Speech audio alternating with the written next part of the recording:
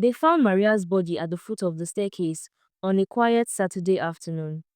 She was still wearing the clothes she had left in that morning.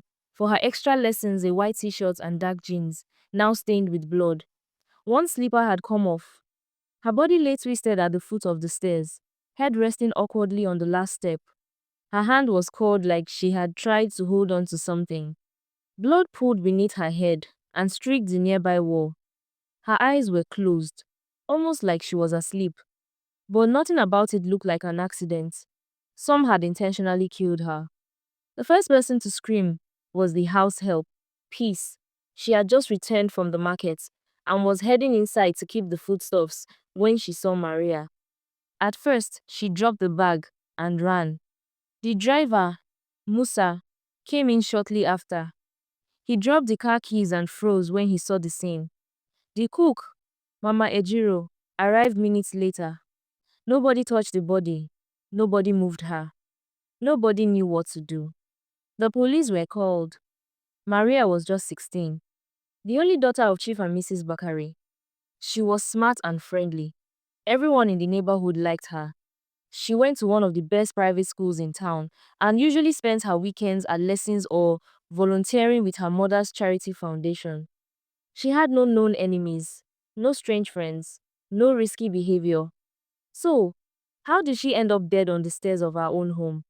There were no signs of struggle, no sign of forced entry, nothing was missing, no witnesses. The police asked questions. They searched her room, checked her phone, they asked the domestic staff where they were earlier in the day. The driver said he went to fix the car at a nearby workshop. The cook said she was visiting her cousin. The house help had gone shopping. All of them claimed to have returned between 4 and 5 p.m. The security camera at the front gate wasn't working. It had been down for over a week. When Maria's mother came home from a business trip that night, she collapsed. Her father stayed locked in her room for hours. He didn't eat. He didn't speak. When he finally came out, his eyes were swollen. His voice was gone. And she clung to Maria's school sweater like it was the only thing keeping him breathing. The domestic staff were arrested the next morning. The driver, the cook, and the house help were all taken in for questioning. They were the only ones who had been in the house that day. The only ones without a clear explanation. But none of them confessed. None of them claimed to know what had happened. The internet picked up the story. What killed Maria was trending within a day. On social media, people were saying it had to be the cook, the house help, or the driver, but no one could agree on why. People were angry, confused, and curious. The perfect daughter, the perfect family, and a tragedy no one could explain. But inside that house, behind the fancy gates and high walls, something had happened. Something only one person truly understood. And whoever they were, they hadn't spoken yet or why they had to do such evil. The question of who killed Maria and why lingered. Detectives visited the estate the next day to verify the alibis of the domestic staff. They started with the driver, Musa. He had claimed he went to a mechanic workshop that Saturday morning. When the police arrived at the shop, the mechanic confirmed it without hesitation. He was here for over an hour, the man said, even pointing at the exact car Musa had brought in. Next was Mama Ejiro, the cook. She said she visited her cousin in Shomolu. The officers made the trip and spoke to the cousin, who welcomed them with a nervous smile. She came to see me, the cousin confirmed. She left around 4 p.m. Then there was Peace, the house help. She claimed she went to the market, and the officers followed her route, stopping at a small provision store where the shop owner remembered seeing her. She bought seasoning cubes and tomatoes. I even helped her carry the bag to the gate, he said. All three alibis checked out, but one thing kept nagging at the lead investigator. What if one of them had returned earlier than they claimed? What if the person came home, met Maria alone, and something went wrong? The theory was possible, but there was one problem. Motive. Why would any of them kill Maria? She was kind. She was loved. She treated the staff with respect. There were no fights, no warnings, no stolen items, no threats. Just a girl found dead at the foot of her stairs, and not a single clear reason why. No fingerprints, no weapon, no eyewitnesses. until something unexpected shifted the case. It happened during one of Musa's follow-up visits to the station. He was sitting in the waiting area, staring out the window, when he suddenly turned to the officer beside him. "Officer," he said, "I just remembered something." The officer raised an eyebrow. "Go on." "That Saturday morning, as I was leaving the house, I saw our neighbor's car parked just in front of the compound. Same position for a long time. I thought it was odd. Maybe, maybe the dashcam caught something." That single observation cracked open a door. The neighbor lived a house down. The estate was quiet, the kind where everyone minded their business. But when the police knocked, the man answered politely. When they asked about the car, he nodded. "Yes, I parked it there that weekend. The battery died later that day." "And does the car have a dashcam?" "Of course," he said. "It runs anytime the car is on or parked." He handed over the footage without hesitation. The police took it back to the station. They sat in a dark room, watching. At first, nothing. Then, around 1:12 p.m., a black SUV turned into the Bakare compound. The license plate was visible. It was Maria's mother's car. She had told them she was out of town on a business trip and had only returned late that night. But the dashcam showed her car entering the compound that afternoon. Roughly 30 minutes later, Maria arrived. She walked in alone, holding her school bag, looking slightly unwell. Then came the part that made the room go quiet. A few minutes after Maria entered, a young man, probably in his mid-20s, appeared on the camera, walking out of the house in a hurry. He didn't look like a domestic staff member. He didn't glance back.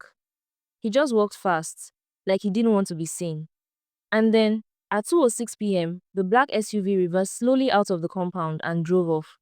It was the same car Maria's mother said she had returned with later that night. The officers stared at one another.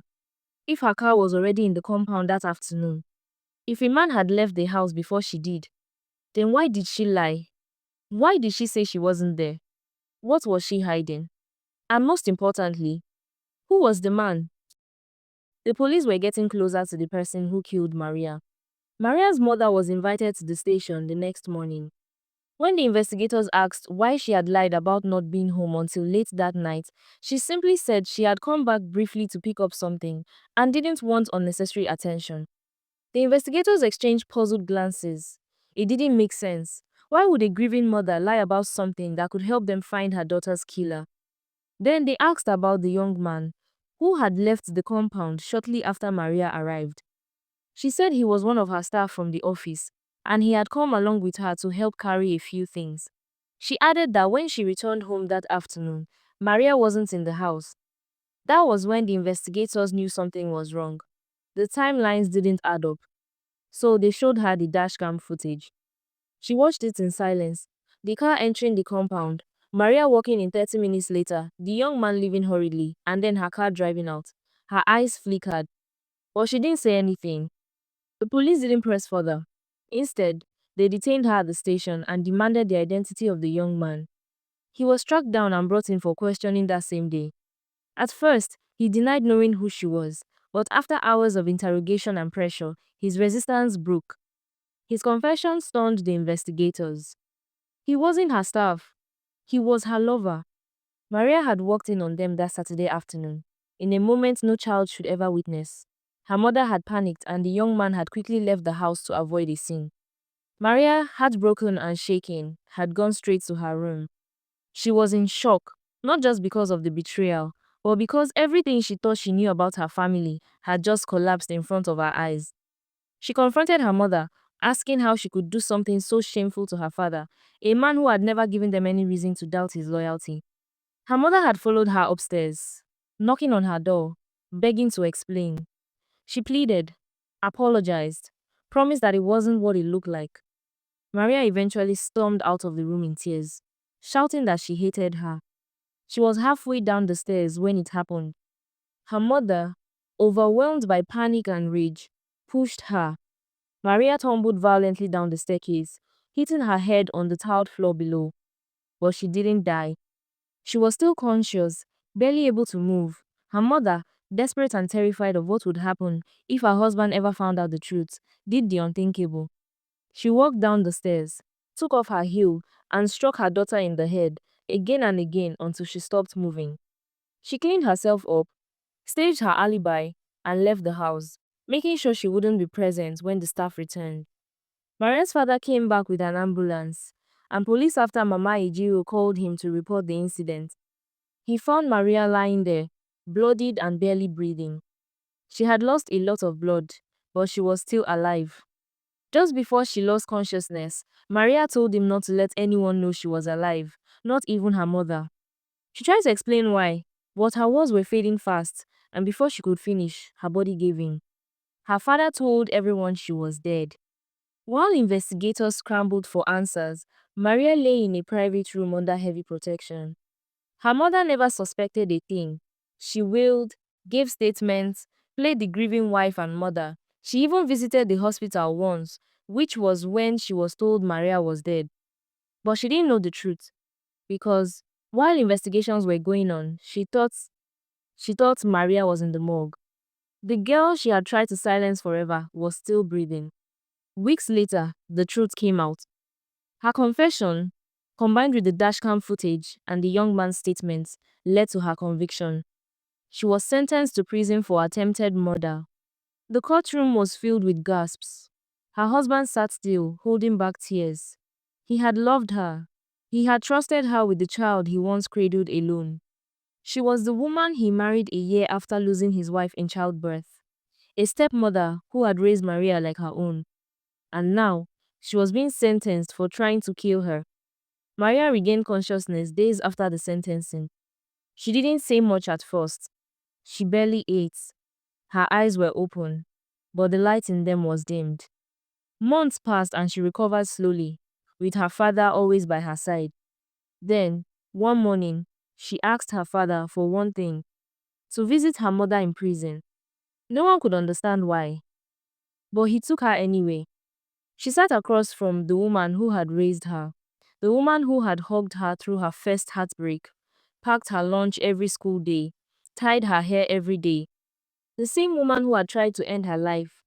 And yet, Maria didn't scream. She didn't cry. She just looked at her. Her mother's eyes were sunken, her hands shaking. And for the first time since everything happened, her spoke, not with defense, not with denial, but with tears. She said she didn't know what came over her that day. That fear and shame had clouded her judgment. That she had failed, not just as a wife but as a mother. She said she deserved the punishment, every second of it.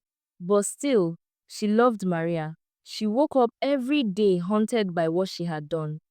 Maria's eyes welled, but she didn't let the tears fall. She remembered birthday cakes, how her mother always packed school lunches, how she stayed up at night whenever she was having fever. Maria looked at the arms that once held her in a tight embrace whenever she was sad. And then she spoke, softly. She said she forgave her. Because even though they didn't share blood, this woman had always treated her like her own. She had once called her mother, and even now, part of her still meant it.